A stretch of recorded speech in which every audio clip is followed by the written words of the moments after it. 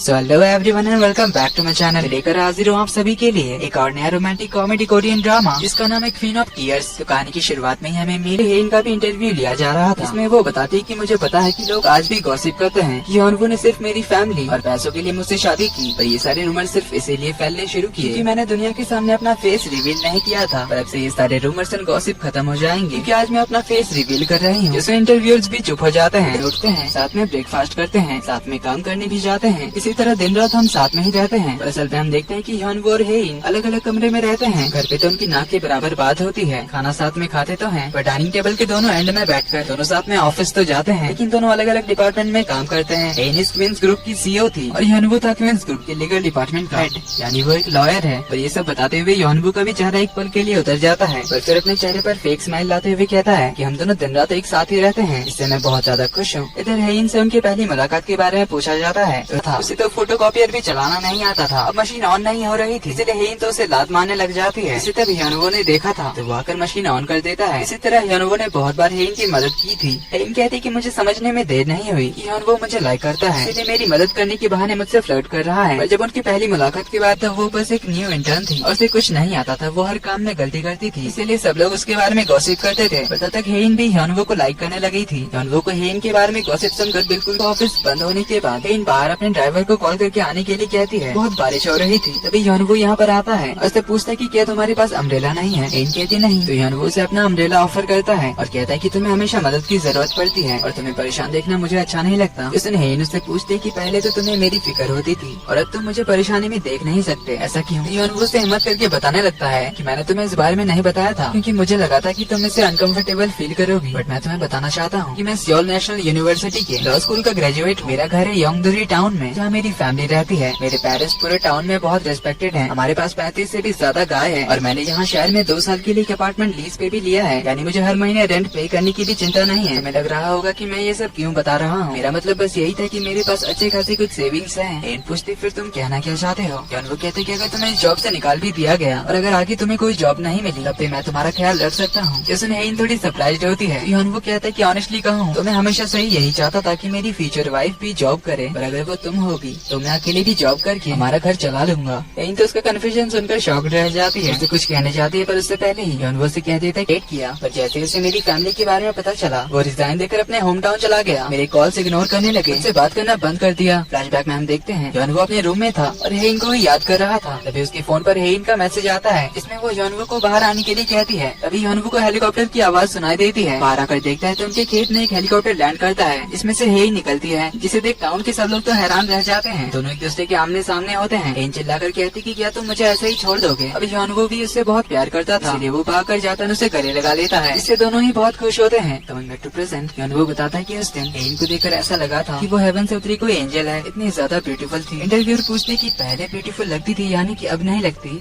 उसने योनवू थोड़ा नर्वस होते हुए कहता है कि ऐसा नहीं है, वो तो अब भी एक एंजल ही है। मैंने आपको इतनी बार बताया ना कि मैं अपनी शादी में बहुत ज्यादा खुश हूँ। मैं और हेइन एक बहुत ही अच्छी मैरिड लाइफ बिता रहे हैं। अब भी हम दोनों एक दूसरे से उतना ही प्यार करते हैं जितना 3 साल पहले करते थे। और योनवू को देखकर साफ पता चल रहा था कि वो झूठ बोल रहा था। अब आखिर इनके बीच क्या प्रॉब्लम है ये तो हमें आगे ही पता चलेगा। और अगले सीन में हम देखते हैं कि योनवू की कुछ कलीग्स जो कि उसके लॉ स्कूल के फ्रेंड्स भी थे और ये सभी योनवू के साथ क्वींस ग्रुप की लीगल टीम में ही थे। तो एक फ्रेंड बाकियों को बताता है कि योनवू हेइन को डिवोर्स देने वाला है और वो चाहता है कि हम में से कोई एक उसका अटॉर्नी बने और उसके डिवोर्स सेटलमेंट को पूरा करे। लेकिन ये सभी बहाना मारने लग जाते हैं। असल में ये सब क्वींस ग्रुप से डरते थे क्योंकि अगर इन्होंने कोर्ट में योनवू की साइड ली मतलब होगा क्वींस ग्रुप को अपोज करना, और आज तक जिसने भी क्वींस ग्रुप से पंगा लिया है वो बर्बाद हो चुका है। इसीलिए ये सभी कहते हैं कि आखिर योनवू भी तो एक लॉयर है तो क्यों ना वो खुद ही ये केस लड़े। और ये सभी एक बात से हैरान होते हैं कि आखिर योनवू को डिवोर्स क्यों चाहिए? वो तो एक ड्रीम लाइफ जी रहा है, कोरिया की सबसे अमीर फैमिली का दामाद बनकर। कोई पागल ही होगा जो ऐसी जिंदगी छोड़ना चाहेगा और क्वींस ग्रुप के खिलाफ जाएगा। इसके बाद ही हम हेइन को देखते हैं जो कि अपने ऑफिस आती है और अपने असिस्टेंट से पूछती है क्या मुझे 1 ट्रिलियन क्लब की ओर से ग्रुप चैट का इनवाइट आया? असिस्टेंट बताते कि नहीं क्योंकि हमारी मंथली सेल 900 बिलियन का है। हेइन कहती इतना भी बड़ा डिफरेंस नहीं है, 1 ट्रिलियन होने में बस 100 बिलियन का फर्क था। और एक इंटरनेशनल ब्रांड है हर्षाइना करके जो सिर्फ उन्हीं कंपनीज के साथ कोलैबोरेट करता है, इस 1 ट्रिलियन क्लब में होता है। इसीलिए हेइन डिसाइड करती है कि जिन ब्रांड्स का अच्छा सेल नहीं होता वो उन सारे ब्रांड्स को अपनी कंपनी से कट ऑफ कर देगी। तो हेइन तुरंत एक मीटिंग बुलाती है जहाँ से उनकी कंपनी के उन सारे ब्रांड्स का नाम मिल जाता है जिनकी सेल कम है। वो इन सारे ब्रांड्स को बंद करने का ऑर्डर देती है। पर एक डायरेक्टर बताते हैं कि हमने लीगल टीम से बात की इस बारे में, लेकिन उन्होंने मना कर दिया कि हम इन ब्रांड्स को ऐसे अचानक बंद नहीं कर सकते। हेइन गुस्से में पूछते कि किसने कहा, तो डायरेक्टर बताते हैं कि मिस्टर योनवू यनवू ने। इसके अगले ही सीन में हेन की असिस्टेंट यनवू के डिपार्टमेंट में जाती है और उसे बताते है कि CEO आपसे मिलना चाहती है। यनवू कहता है कि मैं अभी मीटिंग में हूँ, थोड़ी देर बाद जाऊंगा। और तभी एक दूसरा डायरेक्टर आकर बताता है CEO काफी अपसेट है, इसीलिए आपको जल्दी से आने के लिए कहा है। यनवू का वहाँ पे जाने का बिल्कुल भी मन नहीं था। यनवू काफी चिढ़ा हुआ भी था और फिर भी वो चला जाता है। जहाँ हेन उससे पूछते कि आखिर हम उन ब्रांड्स को क्यों नहीं बंद कर सकते जो हमारे लिए प्रॉफिटेबल नहीं है। यनवू उसे बताता है कि उन सारे ब्रांड्स ने बहुत सारे पैसे इन्वेस्ट किए हैं, हम उन ब्रांड्स को ऐसे ही बंद करके नहीं निकाल सकते। हेन कहती है कि उन सारे ब्रांड्स के खिलाफ लॉ सूट फाइल करो। यनवू कहता है कि इसका कोई फायदा नहीं होगा, हम उनसे जीत नहीं सकते, अभी लॉस बहुत बदल चुके हैं, बड़े बड़े डिस्ट्रीब्यूटर्स अपने पावर्स का मिसयूज ना करें, इसके लिए बहुत सारे नियम बनाए गए हैं। जैसे हेन पूछते कि क्या तुम्हें लगता है कि मैं अपने पावर्स का मिसयूज कर रही हूँ। यनवू कहने जाता है कि मेरा ऐसा कोई मतलब नहीं था, पर उसे रोकते हुए हेन कहते कि क्या तुम्हें लगता है कि हमारी कंपनी कोई नॉन प्रॉफिट ऑर्गेनाइजेशन है, ब्रांड से हमें कोई प्रॉफिट ना हो, उन्हें हम फिर भी अपने साथ रखें और अपना खुद का नुकसान करें।